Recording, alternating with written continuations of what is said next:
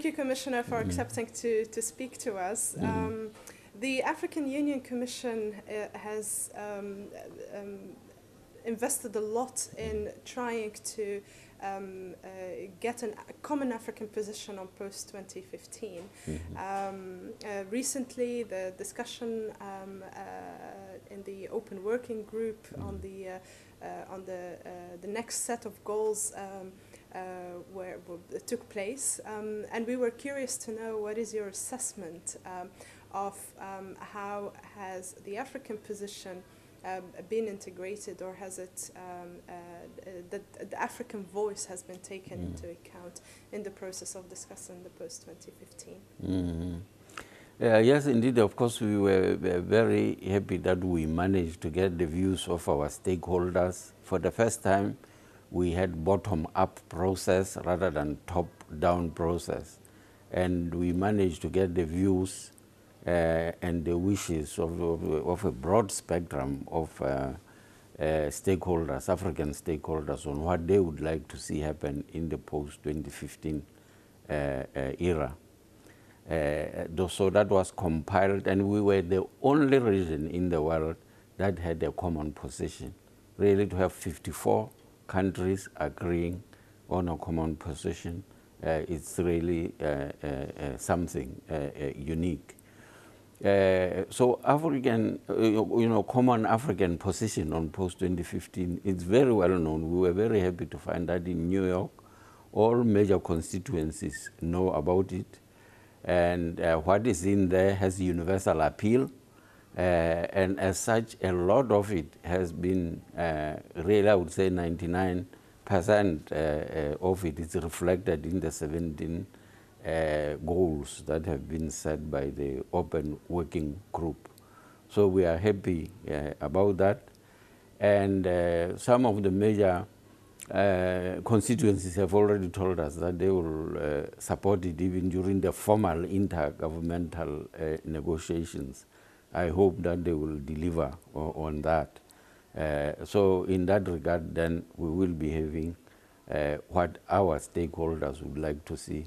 I'm really impressed by our leaders now, our African leaders, that for once they said, let's listen to the people, and we will do what the people say they want, so that there is ownership, inclusive, participatory, therefore ownership, therefore commitment, and when it comes to implementation, I think we will have more active,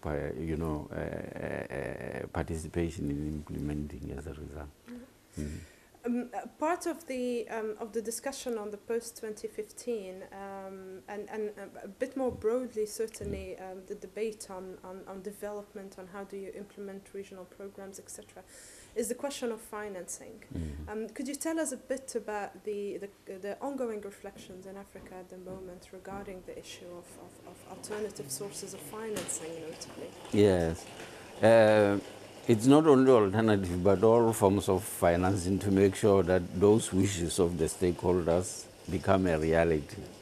Let me say, there is no intention at all to spoil partnerships that are there which have been forged. We hope that we will still have our cooperating partners. But in terms of what we want to do, whatever they can mobilize to support us will not be enough. And that's why there are a variety of efforts to see whether alternative sources to supplement what we have been doing with our partners in order to make all those wishes a reality. Yeah, so there is efforts afoot. We spent a lot of the last 2 years, particularly within the framework of Global Partnership for Effective Development Cooperation, in the section that was co-chaired by Honorable Dr. Ngozi Iweala of Nigeria. She devoted herself a lot on domestic resource mobilization, and we looked at all aspects, both in the private sector and in the public sector, on how we can mobilize resources. The African Development Bank itself has what it's called Africa 2050, where they are trying to say, can we use African assets to leverage and raise funds for those projects which don't attract public financing or private sector financing alone, or by our cooperating partners. There is a void, particularly cross-border projects. Now, these are the projects that the African Development Bank would be focusing on with their Africa 2050, that strategy to raise resources. But even for AU itself, it's no secret that their efforts are food discussion on how best we can really increase the proportion that is being supported by AU itself in the AU programs.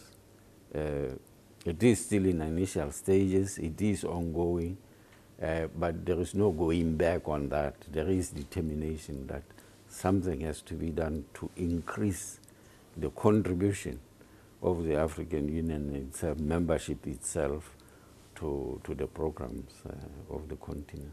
And how far are you in that debate of increasing the contribution of African? Yeah, it's not a debate. It's no longer debatable. Yeah, it is agreed by everyone. I think it's more of the how, and obviously that takes time because the structures of our economies are different. And some of our countries have temporary challenges on the fiscus and so on. But it's the how. And that was discussed in Washington by the ministers of finance. There is a ministerial working group on this. And they made some way forward. They had some agreement on the principles. So we are moving. The debate, if you call it debate, is more on the how, not whether or not. That one is past. The summit, starting with the Executive Council, which is composed of ministers of foreign affairs, the ministers of finance themselves in Abuja in March, and that's why they elected the ministerial working group of 15. That has been agreed. There is no going back on that. Yeah. Well, thank you very much. But if you have some ideas on the how, we would accept the ideas from anywhere. But we ourselves within Africa, we are finding, and we are confident that there will be a way, and it will happen. Yes, eventually. Yeah. Thank you very much. Well, thank you very much, Commissioner. Okay, thank you. And all the best.